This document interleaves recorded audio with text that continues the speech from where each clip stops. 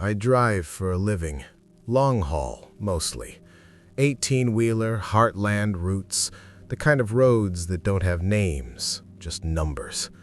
And after 11 years of night driving, I thought I had seen everything the dark could throw at me. Deer on the highway, drunk drivers drifting into my lane, fog so thick you feel like you're driving through a living thing. I'd seen it all. I was not afraid of the dark.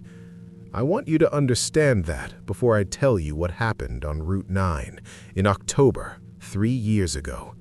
Because I need you to understand that what changed me was not a man who jumped out of the bushes. It was not a car crash. It was not anything I had a name for before that night. And I still don't have a clean name for it. The closest I can get is this. Something was wearing a person, like a coat, and it almost got into my truck. It was 2 a.m. I was 40 minutes outside of Calver County.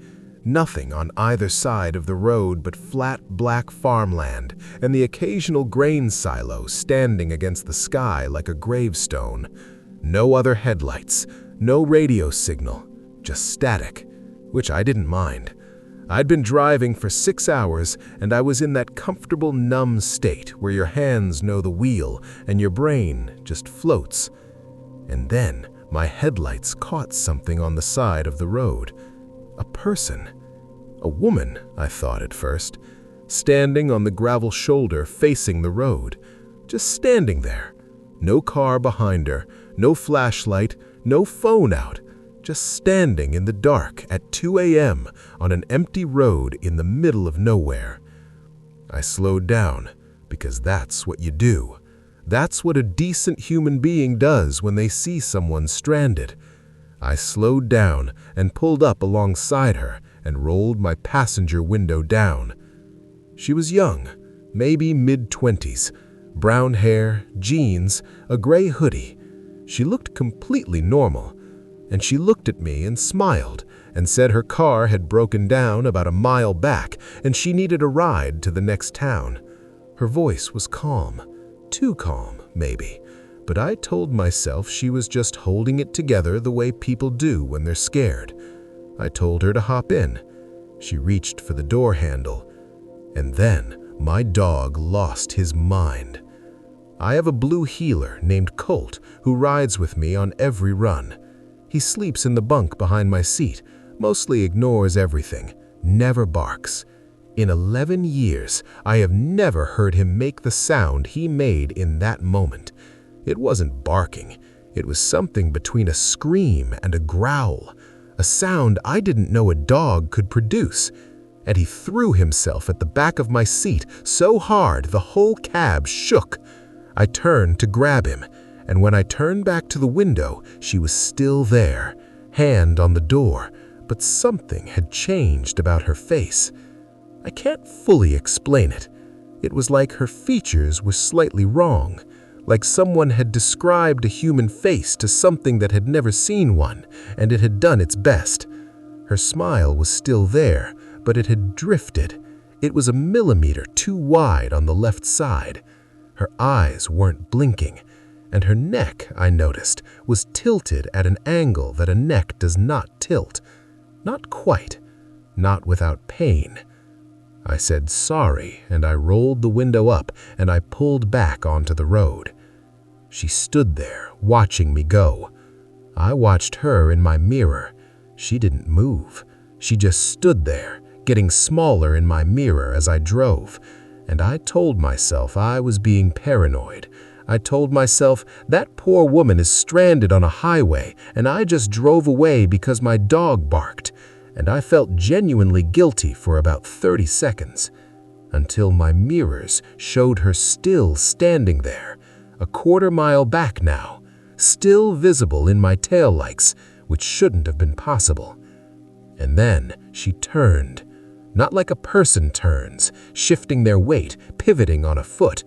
She turned the way a figurine turns when someone picks it up and rotates it, the whole body at once, stiff, mechanical, facing away from the road now toward the dark fields. and she walked into the field and disappeared. I drove faster. For about 10 minutes, I convinced myself it was over. I turned my music up. I scratched Colt behind the ears.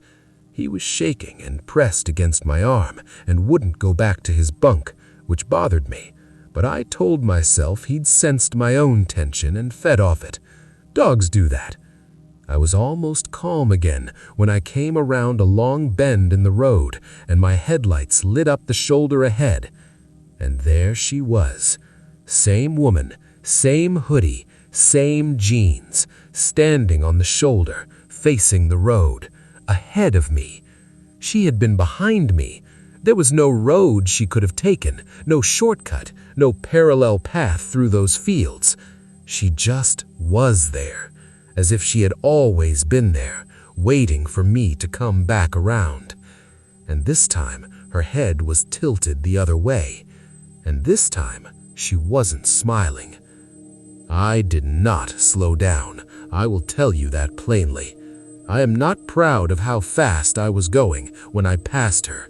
I felt the wind of my own truck in the cab as I blew past, and I did not look at her face.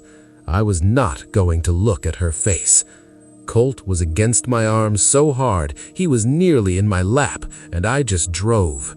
I drove, and I breathed, and I counted the mile markers, and I told myself with every single one more mile between you and that thing.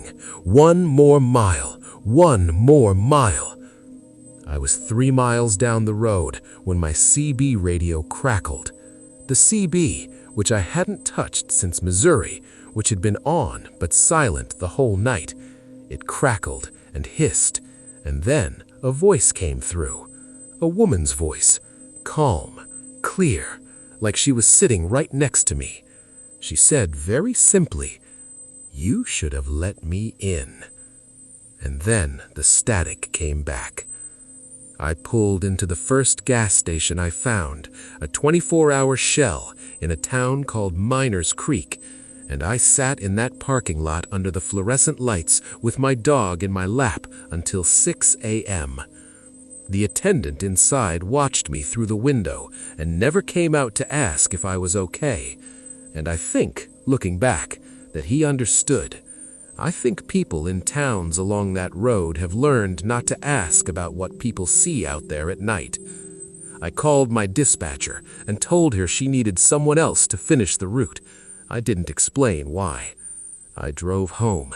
I slept for 14 hours.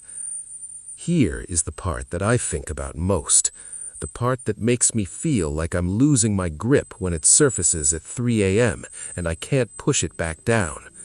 When I got home and unloaded my cab, I found something on the passenger side door. On the outside, at handle height, there were fingerprints in the grime on the door. Normal enough, except that the fingerprints were wrong. I don't mean smudged or partial. I mean structurally wrong. There were too many of them, and they were arranged in a way that no human hand could make, because a human hand only bends one direction. These marks bent both ways, like whatever gripped my door handle had fingers that could flex inward and outward equally, like the bones inside were just suggestions. I had those doors detailed within the week. I needed to not see that anymore. I still drive. I don't know what else to do. It's all I know. But I only take day routes now. I make my dispatcher understand that I am home before dark, every run, no exceptions. And when she asks why, I tell her it's a personal policy. She doesn't push it. I think something in my voice makes people not push it anymore. I drive with Colt always in the passenger seat now, never in the bunk. He watches the road the way he never used to before that night, head up, alert, scanning the shoulders. And every single time we pass a person walking on the side of a road at night, he watches them until they're out of sight. Just watches, ears up, silent. And sometimes, only sometimes, in the moment just before I'd expect him to relax as we pass safely by, he turns his head and looks at me instead, like he's checking whether I'm still me, like that's something to be confirmed, like he knows better than I do that whatever was wearing that woman on Route 9 is still out there somewhere, still standing on a dark shoulder, still smiling that drifting, too wide smile, still waiting for the next pair of headlights to slow down and a window to roll down, and someone decent, someone trusting, someone who still believes that people are always people, to say the words that I will never say again to a stranger in the dark. Hop in.